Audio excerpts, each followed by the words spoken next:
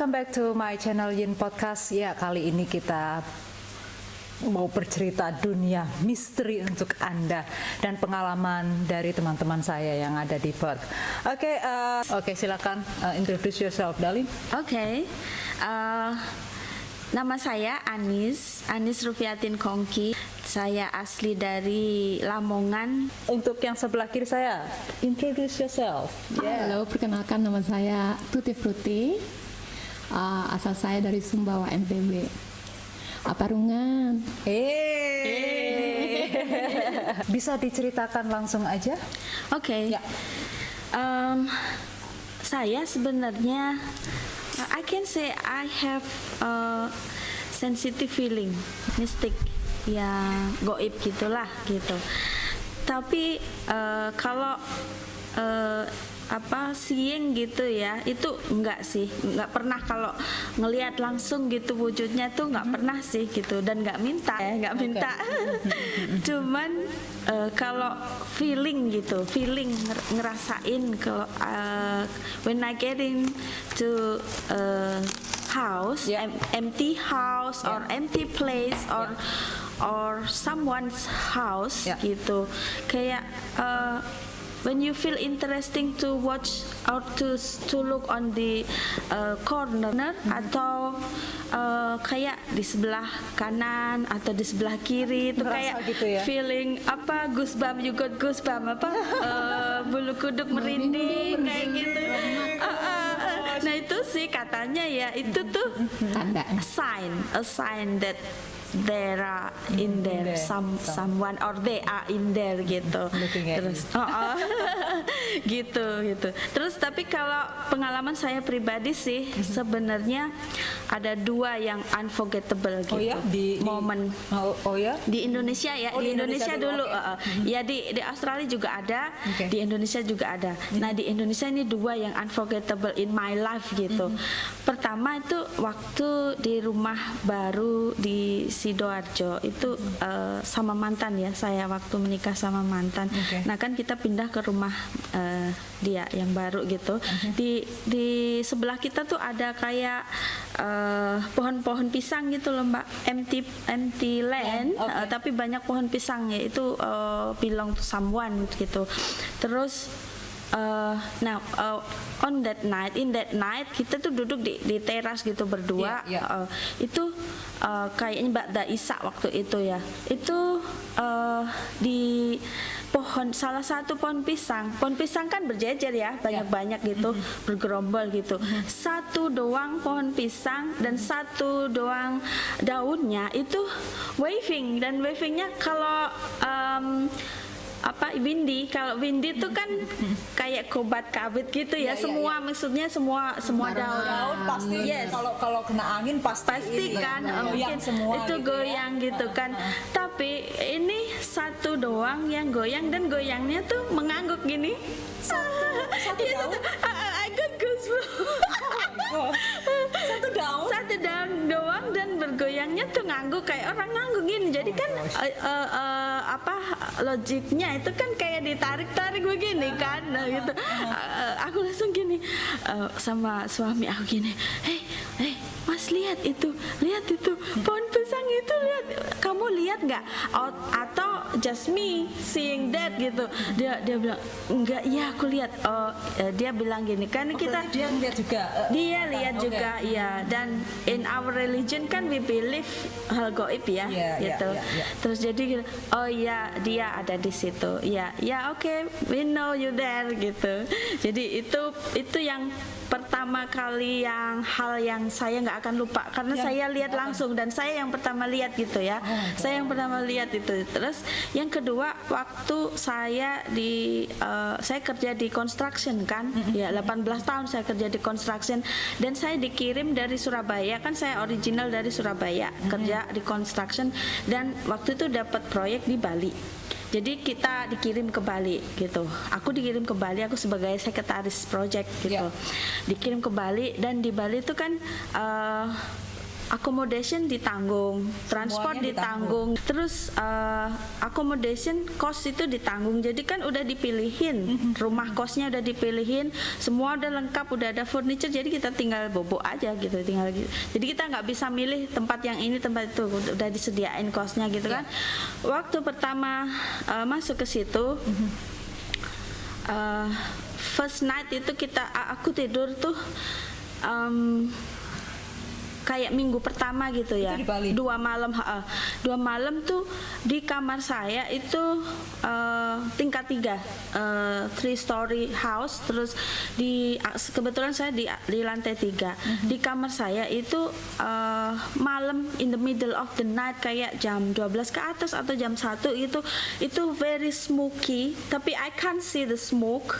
You can't see the smoke. I couldn't see the smoke, but you really feel it. Itu like banyak banget gitu, smoky, kayak bau rokok, yang rokok yang orang zaman dulu, orang tua kita, yang kayak kakekku itu dulu, klobot, ya itu klobot yang Klobot itu dari daun apa ya? Daun jagung, okay.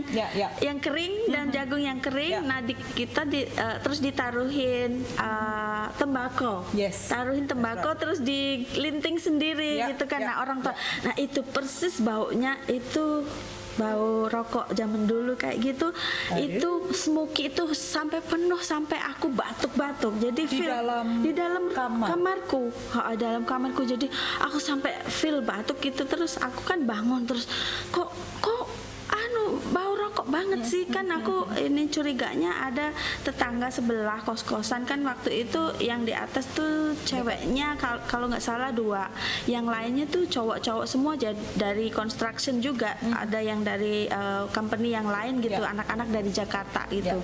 Terus kan kita udah kenal semua sama mereka. Terus aku tuh maksudnya keluar kamar mau cek siapa ini yang merokok masuk ke kamarku gitu loh. Jadi sampai aku batuk banget gitu. Aku keluar, nggak ada orang. Itu sekitar nggak ada orang. Kan in the middle of the night ya, sekitar jam 1, setengah 1 atau jam 1 gitu. Terus aku mau marah, kamu merokok jangan di sini dong, masuk ke kamarku gitu. Pindah kayak di sebelah mana gitu. Nggak ada orang. Terus aku masuk. Terus akhirnya tidur lagi. Ya aku baca doa yang aku bisa, kayak ayat kursi lah gitu. Anas, Al-Falaq, Al-Ikhlas gitu. Terus ketiduran lagi.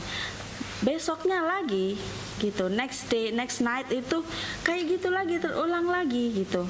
Terulang lagi, aku keluar nggak ada lagi gitu kan. Nggak, aku cek lagi, nggak ada, kok begini tiap malam gitu kan. Terus akhirnya aku baca banyak, yang terus menerus gitu. Dan aku niatnya maksudnya ngelawan, maksudnya ngelawan gitu kan, maksudnya bukan menantang, tapi aku maksudnya kok gangguin aku, jadi aku kan ngelawan gitu ya. Itu malah di sebelahku, terus kan sambil tiduran ya, tidurnya sambil baca ayat kursi itu sambil tiduran. Di sebelahku persis ini, jadi I wasn't sleep. Jadi aku still baca, still reading ayat kursi itu di sebelahku, just right next to me. Oh my God. Right by my side itu snoring. Like someone snoring, like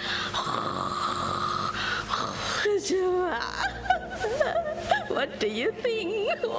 What did I do? What did I do?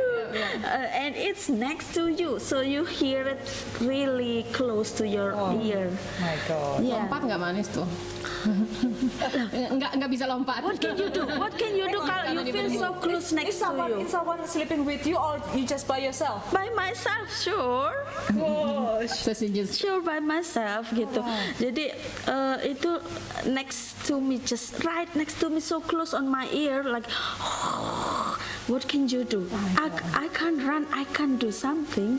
So I just what can I do was just keep praying until I fall asleep. Until fall asleep. And then minta pindah. Yeah, next day someone neighbor itu anak Jakarta check out, pulang. Maksudnya pindah gitu ya. Aku happy dong, aku happy. Bisa pindah di kamar itu? Yes, aku happy dong, maybe di kamar ini ada gitu. Aku bilang sama sama ibunya, ibu boleh nggak Anis pindah ke situ gitu. Terus oh iya boleh gitu, kebetulan kamarnya juga agak lebaran gitu. Terus ya boleh, terus harganya gimana Bu, sama gitu, ya udah sama. Dan ditanggung kantor, jadi don't care. Terus jadi tinggal pindahkan, misalnya tambah juga kantor yang bakal biayain gitu, pindah dong ke situ. That night when I was asleep, tapi bukan really asleep, jadi you just starting to sleep, jadi Ya udah sleep 5 ya setengah gitu loh, setengah sleep kan, masih sometimes masih melek, sometimes masih melek gitu kan, jadi just starting to sleep itu, belum really asleep gitu, really fall asleep. Nah itu malah aku lihat itu jadi antara masih ngantuk ya, jadi Antara ngantuk dan mau tidur gitu ya. Jadi kan masih apa sih, riap kalau bahasa Jawa itu. Nah gini, itu someone stand on me, on my bed, standing on me, and like opening legs, and I was under him. Itu someone really black, like black shadow, but not shadow, but I know the figure. Is the man? Yeah, yeah, man.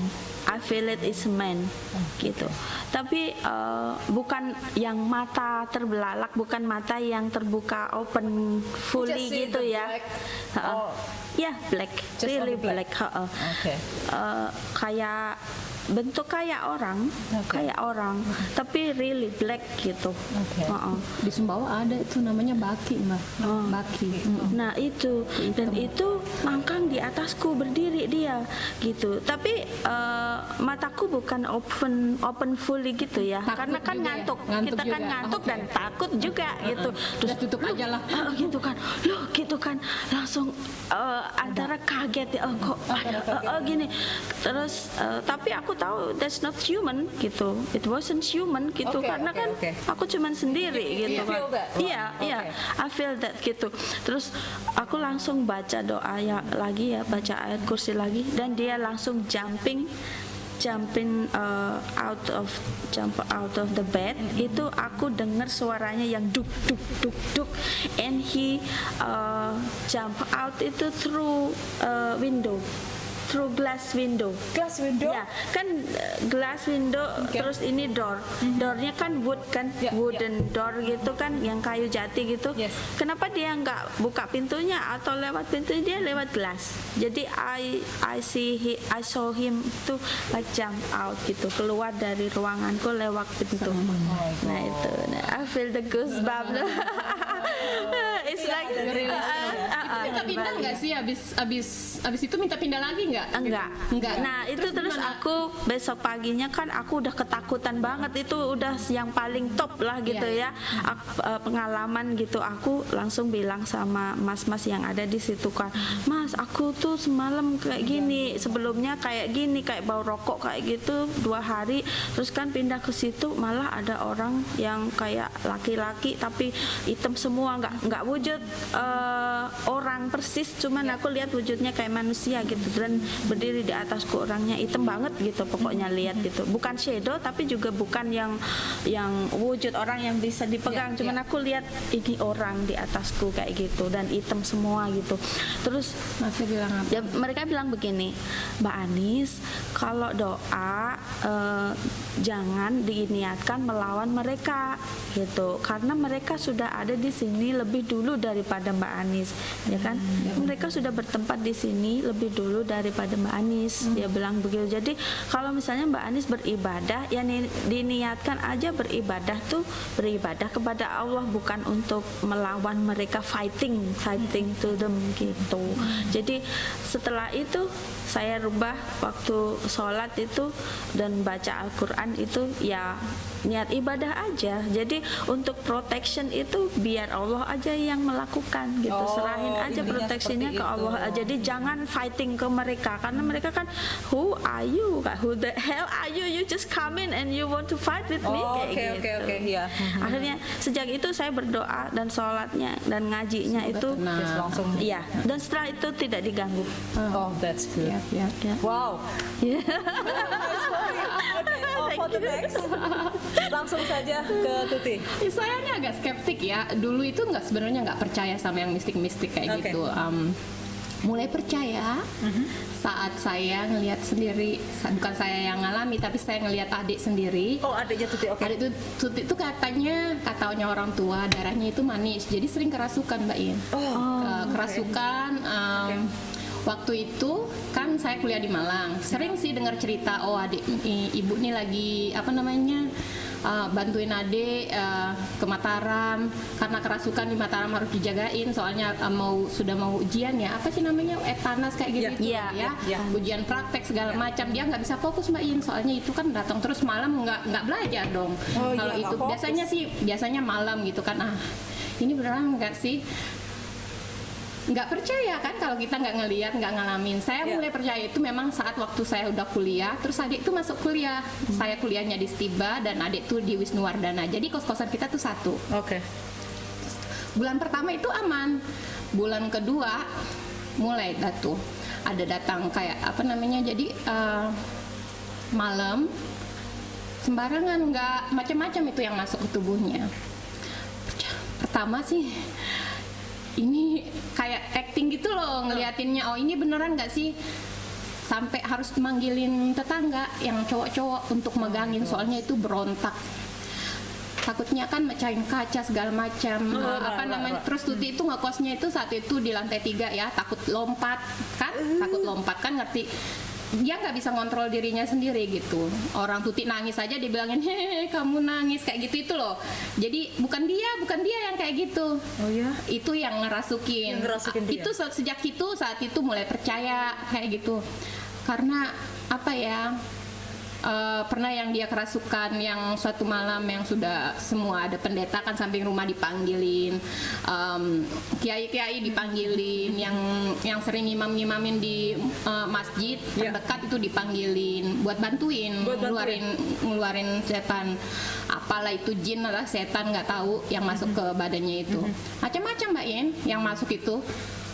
Pernah nih dalam semalam yang nggak mau keluar karena harus dibacain ayat kursi segala macamnya, mereka nantang Mbak In karena ada yang udah usianya 30 tahun macam-macam. Terus ada yang masuk itu yang noni-noni Belanda yang Maya itu bahasa Belanda. Adik saya itu namanya Maya, bahasa Belanda. Padahal dia nggak bisa bahasa Belanda. Kagak ngerti. Itu bilangnya yang ada yang jurusan bahasa Belanda, itu bahasa Belanda itu katanya umurnya 3 tahun, disuruh keluar, nggak mau keluar, enak di sini anget gitu, badannya Maya katanya anget.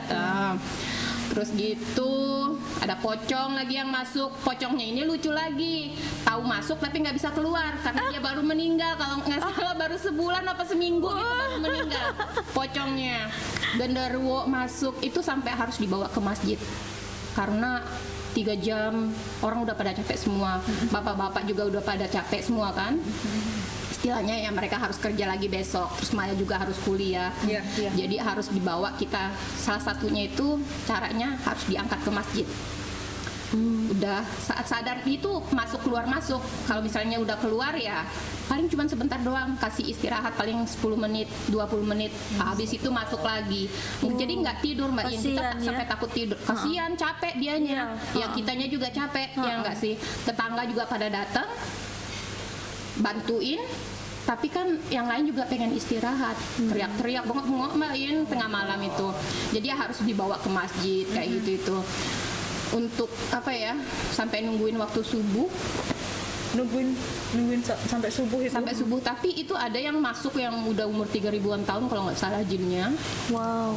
Itu nggak mau keluar, ditantangin itu sampai Ustadz Maya dibaca-bacain semua, kita bacain di masjid, masih sampai mau matahari keluar baru dia pergi.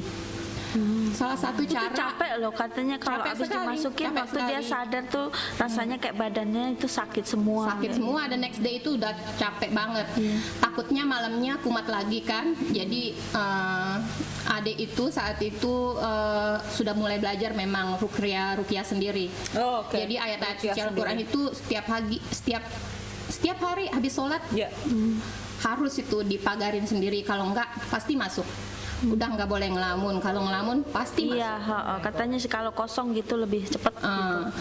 Itu doang sih obatnya itu, tapi ya sampai sekarang juga masih kadang kerasukan.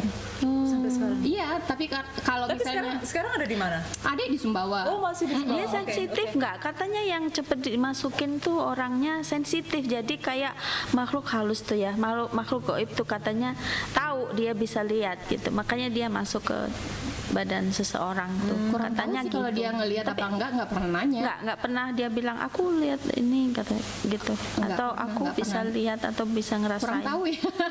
Kurang tahu ya, tapi memang dia sering dirasukin sebagai apa sih namanya? Apa sih namanya Mbak Yin? Apa? Perantara. Perantara. Oh, Kayak gitu itu. Oke. Oke. I don't know. Terus for sure. akhirnya waktu itu Dia pengajian, akhirnya dia jadi guru ngaji nih. Jadi guru ngaji di musola biar bisa sering-sering ke musola, sempatin waktu. Jadi Ya. kalau nggak itu kuliah selama ya. berapa tahun tuh, Ti? Oh my god. Itu masih 6 bulan, 6 bulan itu sampai. masih ada di Malang atau sudah pindah lagi ke Sumba? Oh, itu masih di Malang. Waktu dia apa namanya ngobrol-ngobrol gitu sama ustadznya. Iya. Waktu itu kerasukan. Iya. Itu katanya dari Sumbawa bisa nyebrang laut. Padahal yang gitu-gitu biasanya nggak mau. Oh ya, katanya Nggak mau. sih nggak bisa. Ternyata itu katanya memang udah ilmunya udah tinggi banget. Oke. Terus bisa Ribuan masuk tahun. kapan pun udah. Itu katanya jinnya yang satu itu yang datang itu khusus dikirimin sama orang karena karena waktu itu katanya Iya. karena sesuatu itu bapak itu waktu itu katanya mau beli tanah nggak jadi beli, akhirnya orangnya marah, dikirimin jin, Oh my bapak dikirimin gosh. something like that untuk gangguin Maya. Oh my god. Ya itulah kalau di Indonesia ya, di Iya, Indonesia benar. tuh masih ada sistem kayak gitu tuh. Iya. Ada orang berbisnis, terus ada ini bisnisnya udah maju pesat Iya. gitu ya.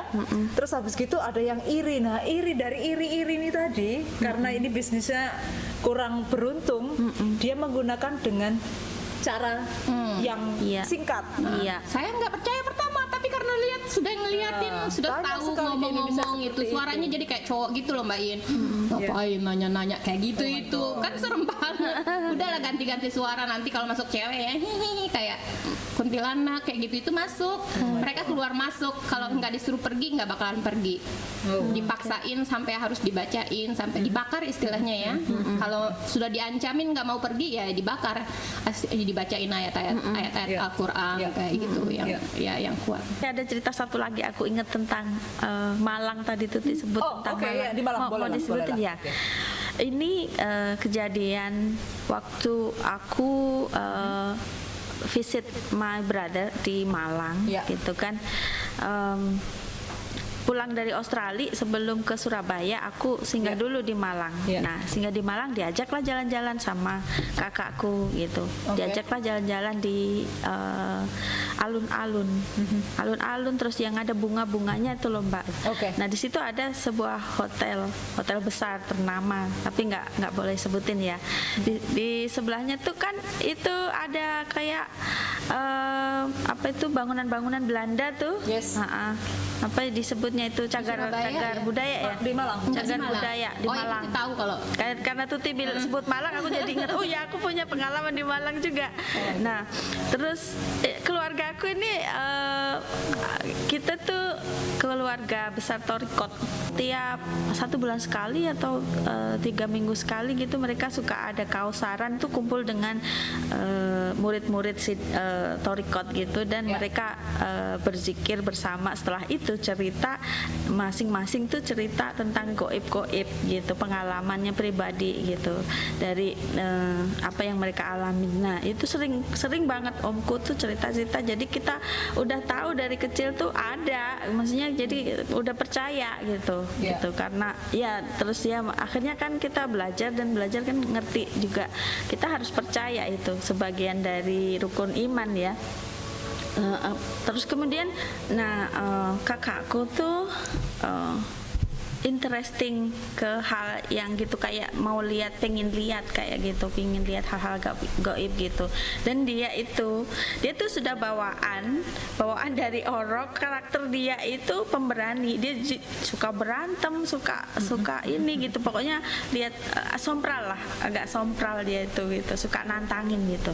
Dan karena kita tuh kita kan keluarga Torikot itu ada zikir yang banyak banget, yang udah tingkatannya udah zikir kayak 10.000, 20.000 kali, 30.000 kali. Jadi kalau kita sering zikir gitu kan otomatis kayak pisau tuh tumpul di asah, lama-lama kan jadi tajam. Penglihatan kita yang tadinya nggak bisa lihat lama-lama bisa lihat. Terus feeling kita yang tadinya nggak bisa ngerasain akhirnya bisa ngerasain, kayak gitu kan katanya gitu.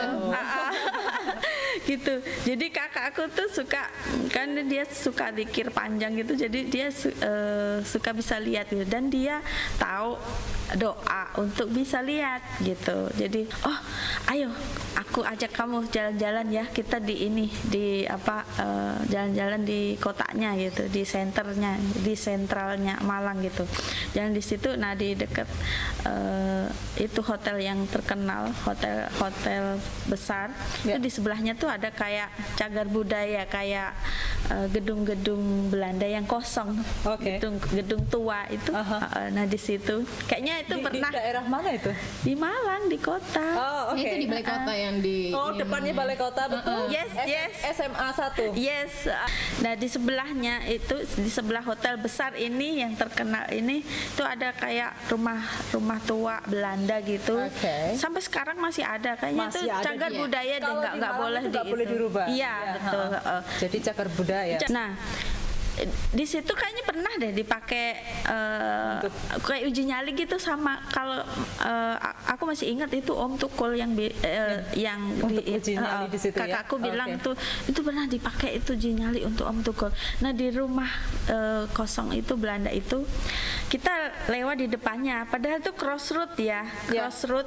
Kakakku kasih tugas aku, kamu pegang nih HP, nanti videoin, fotoin, nanti difotoin. Waktu itu dia minta difotoin aja, nggak divideoin, pakai HP ku gitu. Kamu fotoin, kakak nanti yang lewat, kakak yang berhenti di situ. Maksudnya dia berhenti di rumah itu, di rumah yang haunted gitu. Di rumah yang haunted itu aku nggak mau kan, aku nggak mau ke situ, aku gitu, enggak, kamu ambil foto-foto aja, aku di situ berdiri sama anaknya yang laki itu. Jadi dia nyebrang ke situ kan, dia di rumah itu sambil berhenti, dia sambil lihat-lihat gitu. Nah di depan rumah itu ada pohon besar tuh, dia berhenti, jadi aku tugasnya ngambil aja dong, jadi fotografer doang, cekrek, udah gitu aja terus. Terus dia udah mas, udah balik, ayo gitu. Aku juga merinding di situ. Tuh, udah balik, kita habis itu makan lah, kita habis itu balik ke hotel, ya kan?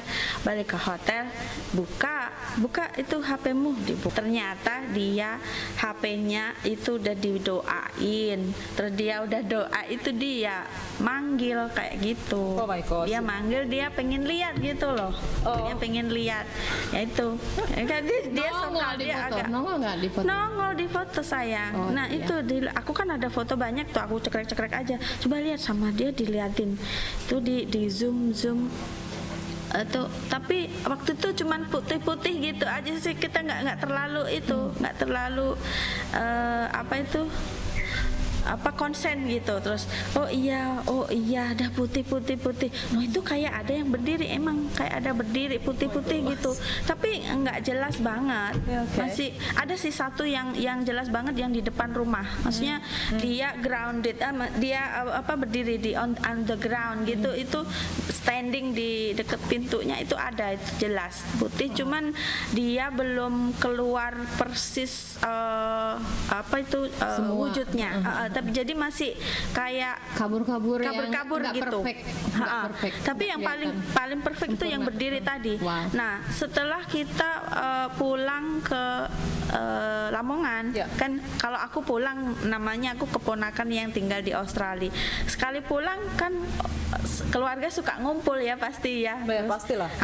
Selain aku suka ngundang om-omku, ayo om itu begadang. Kalau aku datang tuh pasti suka begadang, suka melekan gitu, melekan sambil beli gorengan, makan lah, beli sate lah, apa sampai malam, pasti biasanya sampai jam 2 baru pulang. Oke. Gitu. Oh my God. Dan cerita-cerita yang begitu, yang mistis. Jadi aku kenyang sama cerita-cerita mistis. Nah, kita kasih lihat kan ke omku. Ini kemarin ini kita jalan di gedung tua itu yang haunted house itu katanya sih terkenal udah itu. Terus diliatin kan sama si omku.